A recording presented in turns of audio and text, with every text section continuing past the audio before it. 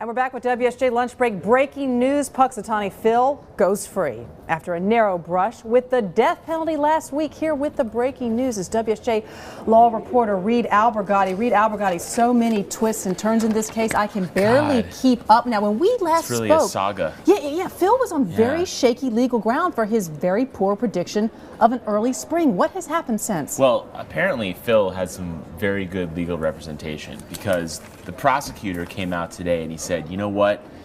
We realized that Phil actually did interpret the weather correctly.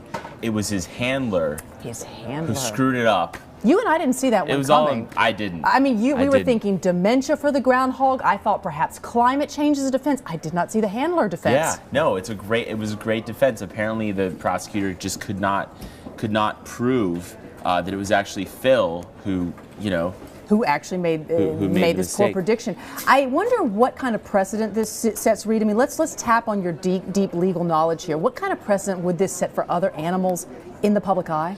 Well, I think it shows that it's really smart if you are an animal making weather predictions to have, one person sort of between you and the public. Interesting. You create some intermediaries, you've got plausible deniability. That could actually calls for a surge in employment of animal handlers. I mean, this could end up being good for the economy. It really could. Yeah, get out your top hat and go find a groundhog.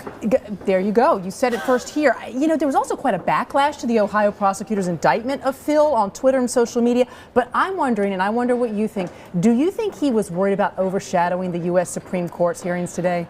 Well, yeah, I mean, obviously, this is a big deal, this Supreme Court thing.